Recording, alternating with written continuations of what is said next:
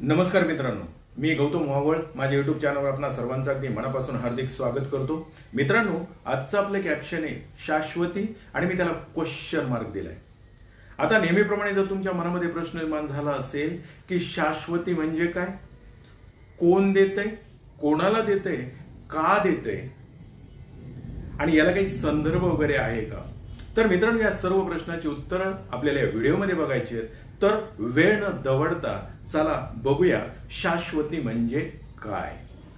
मित्रांनो, मराठीमध्ये शाश्वती म्हणजे खात्री। तोच शब्द हिंदीमध्ये जर बघायचं झाला तर त्याला आपण हमी असं म्हणू आणि तोच जर इंग्लिशमध्ये बघायचं झाला तर त्याला आपण गॅरंटी असं म्हणू। आता तुम्हाला वाटत असेल की मी असं का म्हणतोय, कारण एक पोस्ट माझ्या निदर्शनास आली आणि ती पोस्ट काय, तर ही पोस्ट आहे। याच्यामध्ये असं स्पष्ट म्हटलंय SC plus ST plus OBC एकत्र येऊया आणि सत्ता हाती घेऊया। आणि हे बघितल्यानंतर मग मात्र मी जे हे कॅप्शन दिले शाश्वती, हे कोणासाठी दिले, तर ते एससी साठी दिले, ते एसटी साठी दिले, ते ओबीसी साठी दिले आणि अजून एका व्यक्तीसाठी दिले। त्या व्यक्तीचं नाव आहे प्रकाश आंबेडकर तथा बाळासाहेब आंबेडकर, की पूर्ण महाराष्ट्र या देशामध्ये त्यांना आदराने बाळासाहेब आंबेडकर असं म्हटलं जाते आणि ते परमपूज्य विश्वरत्न परमपूज्य डॉक्टर बाबासाहेब आंबेडकरांचे नातू आहेत। आणि मग ही पोस्ट बघितल्यानंतर असं लक्षात आलं किंवा मनामध्ये विचार असा आला की बाळासाहेब आंबेडकर जे हे सांगतायत एससी एसटी ओबीसी एकत्र येऊया आणि सत्ता हाती घेऊया, कोणती सत्ता, तर मित्रांनो 1947 ला भारत देश स्वतंत्र झाला आणि भारत देशाने लोकशाही स्वीकारली। लोकशाहीच्या नियमाप्रमाणे देशामध्ये विविध पक्ष निर्माण झाले आणि ज्या पक्षाला या देशातील जनता साथ देईल म्हणा किंवा बहुमत देईल तो 5 वर्षासाठी सत्ता चालवतो, 5 वर्ष सत्ता तो चालवतो, त्याची हमी त्याला मिळते।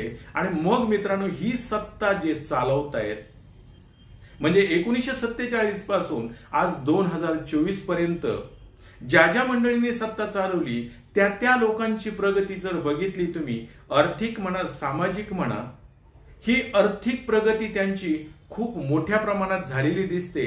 आणि ज्या मंडळींकडे सत्ता मिळत नाही किंवा ज्या मंडळींच्या हातामध्ये सत्ता येत नाही किंवा सत्ता ज्यांच्याकडे डुंकूनही बघत नाही, अशी मंडळी अजूनही आहेत त्याच स्थितीत दिसतायत किंवा उपहासाने असंही म्हणावं लागेल की अशा मंडळींना स्वातंत्र्याचा अर्थ, लोकशाहीचा अर्थ अजून कळलेलाच नाही। आणि ज्या मंडळींना या स्वातंत्र्याचा अर्थ, लोकशाहीचा अर्थ कळला, ती माणसं जर या मंडळींना सांगायचा प्रयत्न करत असतील तर मग त्या लोकांना ते समजतंय की नाही, हा महत्वाचा मुद्दा आहे।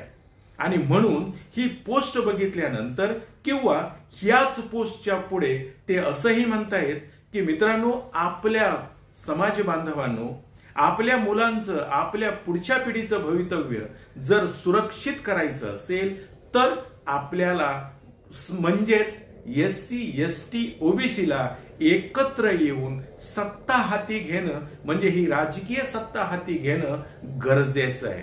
कारण मित्रांनो, प्रत्येक गोष्टीला आज जे आर्थिक वलय लाभलंय किंवा प्रत्येक गोष्टीच्या मागे जे अर्थकारण दडलंय, म्हणजे प्रत्येक समाजाची प्रगती म्हणा, गटाची प्रगती म्हणा, काही घराण्यांची प्रगती म्हणा, पक्षांची प्रगती म्हणा, हे जर बघितलं तर सर्व काही गणित हे अर्थकारणाच्या मागे आहे असं म्हणावं लागेल। कारण ज्या ज्या मंडळींच्या हातामध्ये सत्ता आली ती मंडळींची प्रगतीच झाली आणि अब्जाधीश झाले, परंतु त्याच देशामध्ये राहणारी मग सर्वच एससी एसटी ओबीसी नाही पण त्यातले काही बोटावर मोजण्या इतक्या मंडळींची प्रगती झाली, पण बाकीची लोक मात्र अजूनही त्याच परिस्थितीत आहेत। आणि मग ज्याचं नाही कोणी त्याची हमी, अशी ही म्हण आहे आणि ती म्हण म्हणजेच बाळासाहेब आंबेडकरांना लागू होते तथा प्रकाश आंबेडकरांना लागू होते। कारण बाबासाहेबांनी सुद्धा जो वंचित घटक आहे, जो गावकुसाच्या बाहेर आहे, या मंडळींना या प्रवाहामध्ये आणायचा प्रयत्न केला। राजकीय सत्तेमध्ये आणायचा प्रयत्न केला आणि तोच प्रयत्न आज बाळासाहेब आंबेडकर सुद्धा करतायत आणि या मंडळींना सत्तेमध्ये आणून त्यांची आर्थिक प्रगती करण्याचा प्रयत्न करतायत। आणि मग या मंडळींना जर ते कळत नसेल, कोणाला, SC ST OBC या मंडळींना जर ते कळत नसेल, तर मग त्या मंडळींना सांगतायत याची शाश्वती नाहीये का, याची खात्री नाहीये का, त्याची हमी नाहीये का, किंवा त्याची गॅरंटी त्यांना वाटत नाहीये का? आणि मित्रांनो, कशी वाटेल? ज्या मंडळींच्या पिढ्यांनी म्हणजे त्यांच्या मागच्या आतापर्यंतच्या पिढ्यांनी कधी सत्तेची चवच घेतली नाही किंवा सत्तेपर्यंत ते पोहोचूच शकले नाहीत, तर त्यांना सत्तेची चव काय करणार? आणि जी मंडळी आजपर्यंत सत्ता भोगतायत ती मंडळी सत्ता मात्र सोडायला तयार नाहीत। आणि मग अशी जी तबके आहेत, म्हणजे SC असेल, ST असेल, OBC आहेत, याच्यामधले निवडक 2-4 मंडळी घ्यायचे, आपल्या पक्षामध्ये घ्यायचं आणि त्या समाजाला धुलवट ठेवायचं, सत्तेपासून दूर ठेवायचं। कारण सत्तेची चव ज्यांना लागली ती मंडळी सत्ता मात्र सोडायला तयार नाहीत। आणि त्यांनी का सोडावी? कारण हा जो काही SC आहे, ST आहे, OBC आहे, हा एकत्र यायलाच तयार नाहीये। आणि ज्या मंडळींना सत्तेची चव किंवा सत्तेच्या चौकटीपर्यंत आणून ठेवण्याचा प्रयत्न जी मंडळी करतायत, म्हणजे हे बाळासाहेब आंबेडकर करतायत, त्यांच्यावर ह्या लोकांचा विश्वास नाहीये का? की बाळासाहेब आंबेडकर जे सांगतायत ते शाश्वती या मंडळींना येत नाहीये का?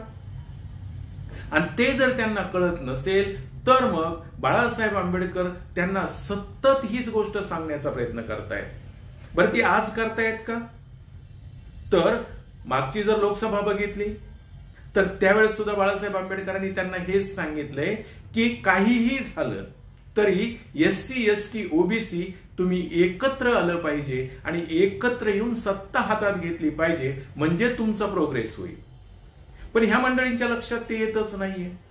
आणि मित्रांनो, काल जो धम्म मेळावा झाला त्या अकोल्यामध्ये, त्या धम्म मेळाव्यामध्ये सुद्धा बाळासाहेब आंबेडकरांनी हीच गोष्ट या लोकांच्या समोर मांडली। ऐका बाळासाहेब आंबेडकर काय म्हणतायत ते। असं म्हणतोय की माझ्या आरक्षणाच्या ताटामध्ये मराठा नको, आणि जरांगे पाटील असं म्हणतोय की OBCच्या ताट्यातूनच मराठाला आरक्षण। हा संघर्ष आहे, हा राजकीय संघर्ष, उद्या मताचा संघर्ष आहे। आणि या मताच्या संघर्षामध्ये ज्याला मिळाले आणि ज्याला मिळालं नाही अशी असणारी गोष्ट। ज्याला मिळालेलं आहे त्यांची आता मूठ बांधणं हे गरजेचं आहे। ज्यांना मिळालेलं आहे त्यांची मूठ बांधणं असणं गरजेचं आहे। SC ST OBC ने आरक्षण चाललंय ते वाचवणं हा मुद्दा त्यांनी असताना केला पाहिजे आणि एकमेकाला मतदान देऊन उद्याच्या सत्तेमध्ये गेलं पाहिजे। ऐकलं? बाळासाहेब आंबेडकर पुन्हा पुन्हा त्या समाजाला हे समजून सांगण्याचा प्रयत्न करतायत, कारण हा समाज जो आहे हा बहुल समाज आहे आणि लोकशाहीच्या नियमाप्रमाणे ज्यांच्याकडे जास्त मतदान आहे, जी लोक जास्त प्रमाणात आहेत, म्हणजेच SC ST OBC हे तिघजण एकत्र आले तर देशाची सत्ता, महाराष्ट्राची सत्ता आपल्या हातात घेऊ शकतात आणि त्यांची प्रगती करू शकतात। खोटं वाटते? आकडेवारीनुसार आपण जर बघितलं तर फक्त वर्बली बोलण्यापेक्षा आपण आकडेवारी जर बघायचा प्रयत्न केला तर मित्रांनो, महाराष्ट्राची जी काही परिस्थिती आहे, आता महाराष्ट्रामध्ये इलेक्शन होऊ घातलेले आहे, विधानसभेचे इलेक्शन होऊ घातलेले आहेत, आमदार निवडून जाणार आहेत। मग 288 आमदार जे निवडून जाणार आहेत आता विधानसभेला, त्यांच्यामध्ये जर बघितलं तर हे कोणाच्या जीवावर निवडून जाणार आहे, टक्केवारी त्यांची काय आहे? तर मित्रांनो, साधं गणित आहे। महाराष्ट्राचं बघूया आपण। महाराष्ट्रामध्ये जर SC बघितला तर जवळजवळ तो 12% आहे। ST जर बघितला तर तो 9% आहे आणि OBC जर बघितला तर तो 38% आहे। या सर्वांची जर गोळाबेरीज केली तर किती होते? 59% होते, म्हणजे 50च्या पुढे जाते। मित्रांनो, हेच गणित जर बघितलं तर देशामध्ये SC किती आहे तर तो 16% आहे, ST किती आहे तर तो 8% आहे आणि ओबीसी किती आहे तर तो 52% आहे. या सर्वांची जर गोळा बेरीज केली तर मित्रांनो ती 76% होते. हे सर्व जर बघितलं तर मग ही सर्व मंडळी जर एकत्र आली तर सत्ता यांच्या ताब्यातून कधीही जाणार नाही. परंतु ही तीनही मंडळी SC ST OBC हे मंडळी एकत्र येत नाहीत, कारण ते प्रत्येक पक्षामध्ये थोडे थोडे त्यातली मंडळी विखुरली गेली आहेत आणि ती मंडळी या मंडळींना एकत्र येऊ देत नाहीत. ते यांचे नेते बनतायत आणि सत्ता मात्र यांच्यापासून दूर जाते. प्रगती कोणाची होते तर बोटावर मोजण्या एवढ्या लोकांची होते. आणि ज्या पक्षामध्ये ही मंडळी काम करतायत ते पक्ष मात्र धनदांडगे होत आहेत, ती घराणी धनदांडगी होत आहेत, तो समाज धनदांडगा होतोय. परंतु ही मात्र SC ST OBC मंडळी मात्र अजूनही त्याच ठिकाणी आहे. आणि मित्रांनो हे जर बघितलं तर मग बाळासाहेब आंबेडकर जे सांगतायत तर ही मंडळी का ऐकत नाहीत असा प्रश्न निर्माण होतोय. ही मंडळी का ऐकत नाहीत हाही प्रश्न आहे. परंतु एखाद्या गोष्टीची जर गोडीच नसेल, एखादी गोष्ट होईल का नाही माहीतच नसेल तर मग माणसं त्यावर कशा पद्धतीने खात्री कशी काय मिळणार आहे त्यांना, किंवा त्या गोष्टीची शाश्वती कशी मिळणार आहे. मी तुम्हाला जी आकडेवारी दिली या आकडेवारीनुसार जर बघितलं तर देशामध्ये ही तीन मंडळी जर एकत्र आली तर जो आजचा सत्ताधारी आहे किंवा उद्याचा विरोधक असेल, आजचा विरोधक हा उद्याचा सत्ताधारी असेल, म्हणजे अलटून पलटून यांच्यामध्ये सत्ता चालेल. आणि ही सत्ता जर यांच्या दोघांमध्येच अलटून पालटून चालत असेल तर जो सत्तेच्या बाहेर किंवा सत्तेच्या परिघाच्या बाहेर राहिलेला जो माणूस आहे तो तसाच बाहेर राहणार आहे. कारण कोणीही मंडळी आपल्या ताटामध्ये दुसऱ्यांना बसू द्यायला तयार नाहीये. आणि हे जर बघितलं तर मग असं वाटतं की SC ST OBC या मंडळींना बाळासाहेब जे सांगतायत त्यांची खात्री नाहीये का.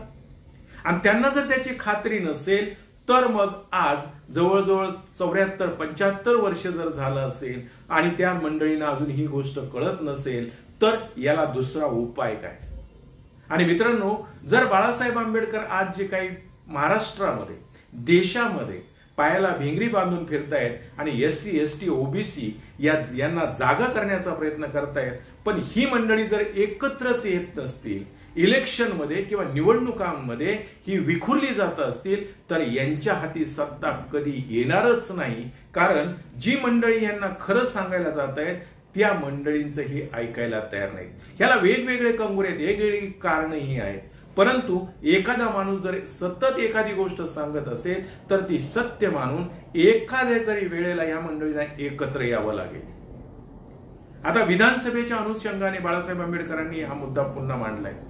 तुम्ही जर एकत्र आले महाराष्ट्रामध्ये तर 59% जर यांचं मतदान होणार असेल किंवा 59% यांची टक्केवारी होणार असेल तर सत्ता यांच्या हातून जाऊ शकत नाही. पण ही मंडळी एकत्र येत नाही.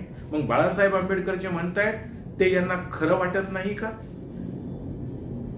बरं मित्रांनो आता आपण जर बघितलं तर बाळासाहेब आंबेडकरांचं जर सत्य वाटत नसेल, परंतु बाबासाहेब आंबेडकर यांनी सुद्धा हेच सांगितलं होतं, त्यांचं तरी खरं मानायला पाहिजे.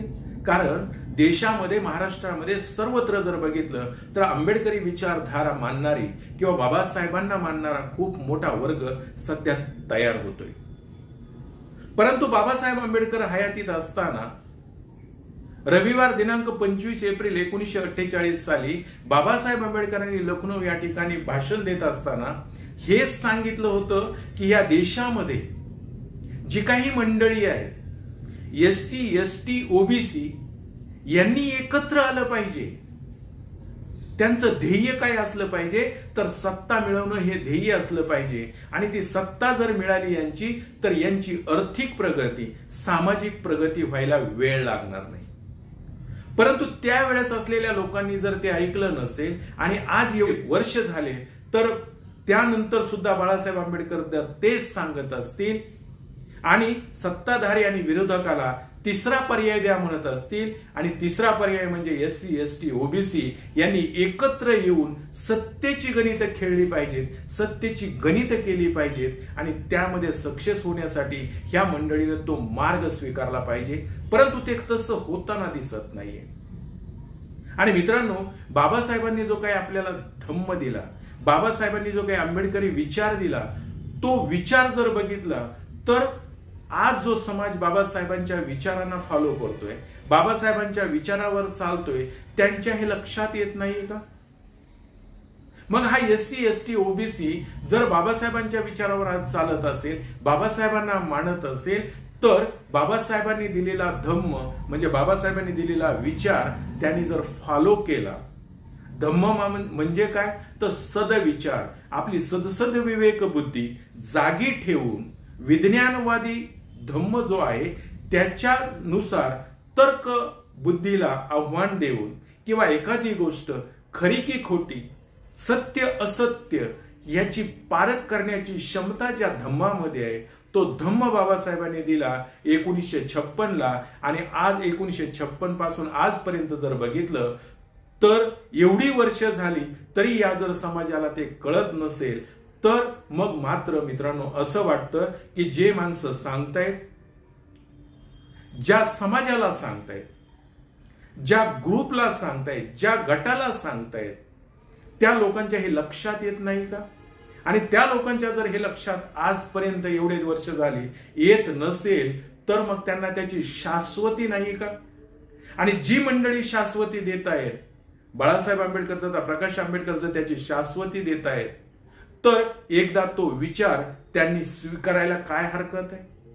आणि तो जर विचार त्यांनी स्वीकारला तर बाबासाहेब आंबेडकरांनी 1948 ला जे सांगितलं होतं की political power is a master key by which you can open all doors of your progress, हे जे बाबासाहेबांनी सांगितलं होतं, म्हणजेच तुम्ही जर सर्व एकत्र आलात तर राजकीय सत्ता तुमच्या हातात येईल आणि राजकीय सत्ता जर तुमच्या हातात आली तर तुमची सामाजिक आर्थिक प्रगती व्हायला वेळ लागणार नाही, ते मात्र घडल्याशिवाय राहणार नाही। पण याची शाश्वती या समाजाला नाही का? आणि समाजाला त्याची शाश्वती जर होतच नसेल, त्या समाजाला त्याची शाश्वती जर येतच नसेल, म्हणून तर मी क्वेश्चन मार्क दिलाय की बाळासाहेब आंबेडकर जे सांगतायत ते त्या समाजाला, त्या तबक्याला, त्या ग्रुपला कळत नाही का? आणि आज जी काही ज्या लोकांच्या हातामध्ये सत्ता आहे त्यांची प्रगती पाहून तरी ही मंडळी शहाणी होतील का? आणि ती जर शहाणी झाली तर प्रगतीचे मार्ग त्यांचेच मोकळे होतील आणि आर्थिक म्हणा, सामाजिक म्हणा, प्रगती त्यांचीच होणार आहे।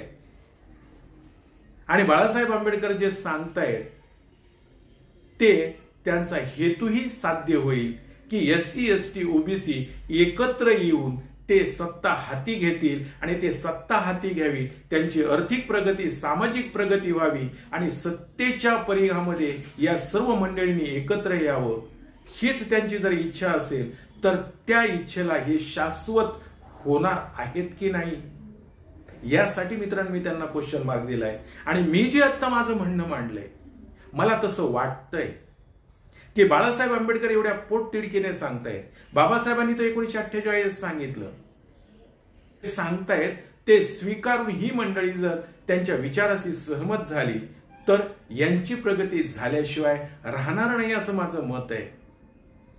आणि मग या मंडळींना ते स्वीकारावं, या मंडळींनी ते स्वीकारावं की न स्वीकारावं हे सर्वस्वी त्यांच्यावर आहे, परंतु ते जर त्यांनी एकदा स्वीकारलं तर त्यांना सत्तेची चवही कळेल आणि राजकीय सत्ता काय असते हे एकदा त्यांच्या लक्षात आलं तर मग मात्र सत्ता यांच्या हातून जाऊ शकत नाही।